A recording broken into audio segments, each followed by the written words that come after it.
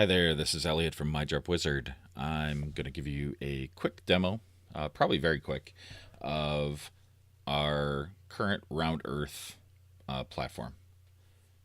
Roundearth, if you don't know already, is our distribution of Drupal 8.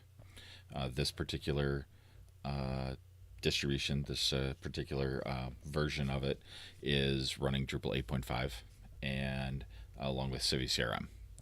So the way things had been happening for a while, there still are some compatibility issues with having CiviCRM work seamlessly with Drupal 8, and so our team, headed by Will, has done a ton of work on getting things integrated between CiviCRM, Drupal, and adding some features that we think would be beneficial to nonprofits kind of along the way.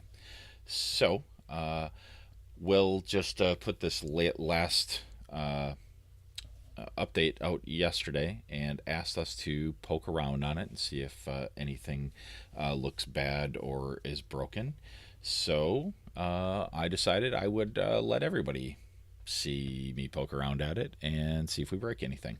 So I'm just going to do a few quick things. I'm not going to exhaustively go into each and every feature, mostly because that wouldn't apply to everybody, and partly because there's the capabilities are vast. So I think some of these features of CiviCRM and Drupal, for that matter, deserve their own dedicated airtime, so to speak. So I'm going to create a couple of contacts, add them to a group. We'll create an event, and we will send out a mailing. I know I demonstrated how to do mailings in a previous video. We just want to see what the new interface looks like, just see how some pieces have stayed the same and how some of the things have changed.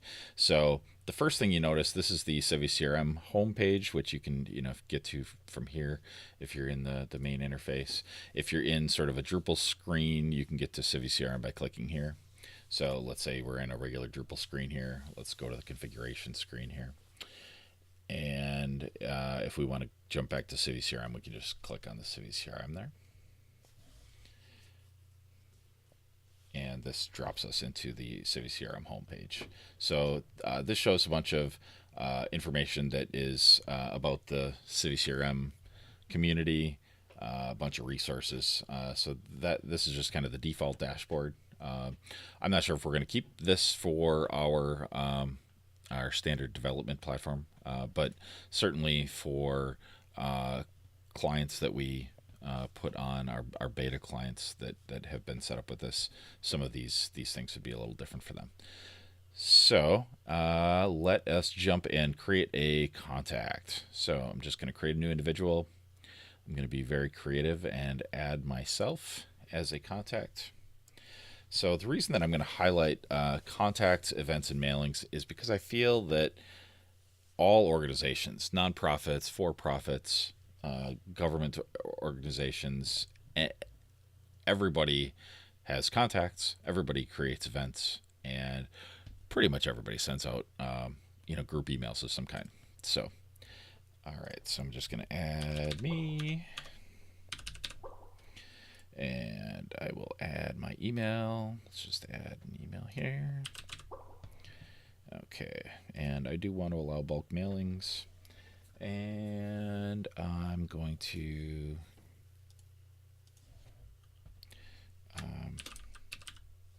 add us to the June test group. And I'll add one more user here, one more contact.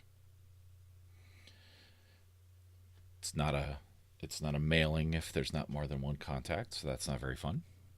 So David's going to maybe get a couple emails in his inbox tonight. So I'm going to add David here, mostly because I know what his email address is.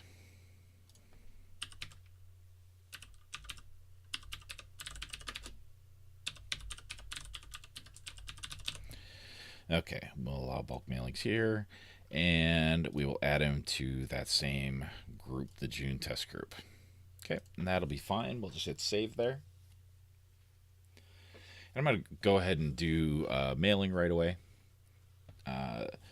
We can quickly see if anything's changed or if anything's broken since we've done that other video regarding mailings. So let's just go ahead and do new mailing.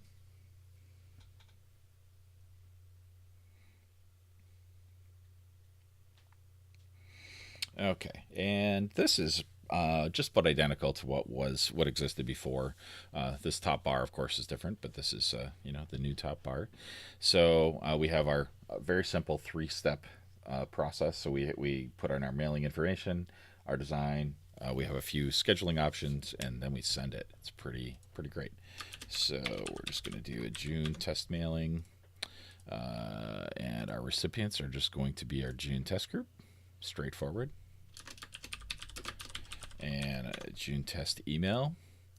And again, you can put in tokens in here. So tokens are just things that might be familiar to Drupal users, but they are little codes that represent information from typically from contacts in your database. So for instance, whatever, if we wanted to list a phone number, we don't have any phone numbers in here, but if you wanted the phone number to appear in the subject line, you could totally do that. We don't want to do that, so we're not going to. All right, so then we'll hit continue. We're going to use this empty template. Let's see.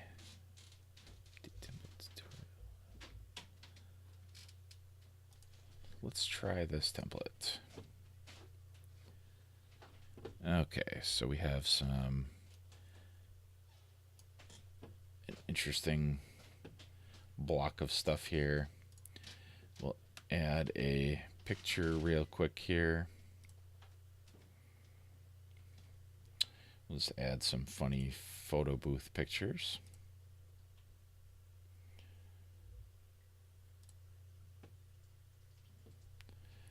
And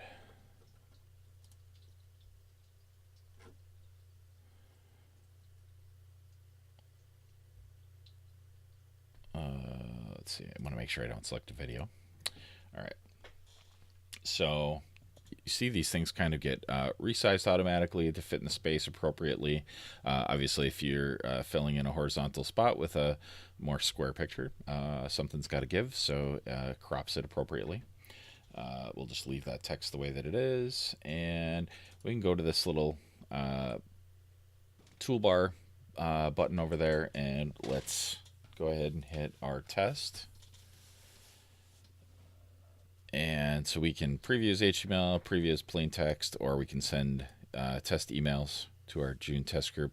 I'm not actually going to do that because I want to just go to our options, and much like this is almost identical to what it was before, we can send immediately or we can schedule a send. So let's just schedule a send for Thursday, and we'll throw a time of, I don't know, 1:18 p.m. That sounds great. And then we have some advanced mailing options, but we're just going to hit submit, and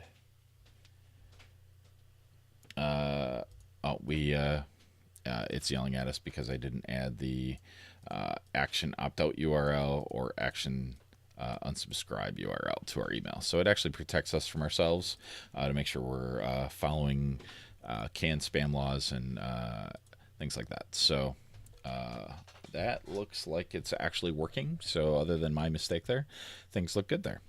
So let's jump into events. So on the events dashboard, there might be a couple of existing events here. We're just going to create a new one. So I created a June test event here, but let's create a July test event just to make sure everything works.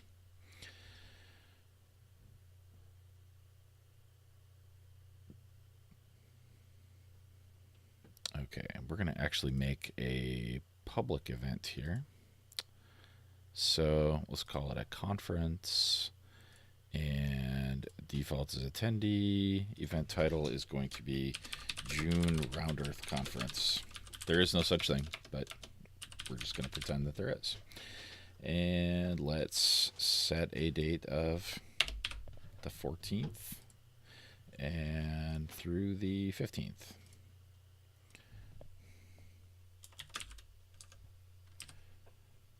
Okay. All right.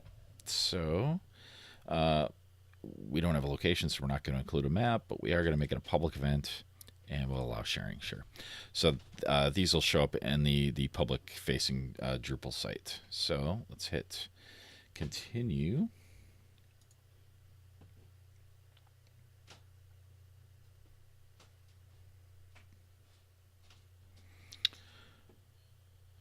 Okay. All right. Great. So we're not going to add any participants yet. We're not going to add a location. None of that stuff is required. So save and done.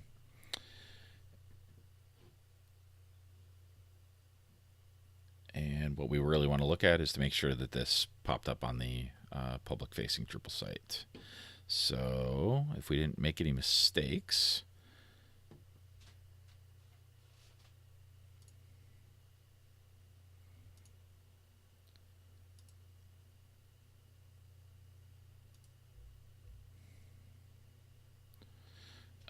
let's just go back to our homepage here. That's probably the easiest thing for us. So we have this built-in events tab. And boom, June Roundearth Conference. So now we do need to work on how this fits into this default layout. Nobody uses the exact default layout. Everything gets sort of customized. So I don't think that that's a super big deal. And even some of these things get customized to varying degrees. So I think that that's fine. And I know it was broken before, so that layout didn't exactly work. This looks great. And it has the little share buttons and like buttons, so that's great. That's all just built in. So I'm going to call that good. So in the future, I do want to dig more into some of these other features. So there's a ton to even talk about using search. Pretty much any way you want to search, you can search. It's very full featured. Same thing with pretty much all these features. One of the reasons we love CiviCRM so much is there's just so much here, and it's very intuitive. But I'd like to uncover secrets where we can. So I'm going to dig into contributions and memberships. I think events we could drill down and do a lot more with the events as well. Potentially some campaigns that kind of goes hands in hands with events. Cases allows you to have a sort of a workflow or different stages that a volunteer or a customer or certain individuals could be in. Some facilities for dealing with grants, and then some built-in CiviCRM reporting, and of course the administration end of things. So there is a lot that we could cover, but that is all I kind of want to look at now. Everything appears like everything's a positive improvement so far that I can see. We have this the new theme, and we have Drupal 8.5 running. So please, by all means, shoot me a message if you'd like a one-on-one demo of Roundearth. If you'd like to just see me do another video of a particular thing, please let me know. Otherwise, I'm just going to try to guess which things I think would be most helpful, and that's what we'll tackle next. So thanks for watching, and good luck Roundearthing.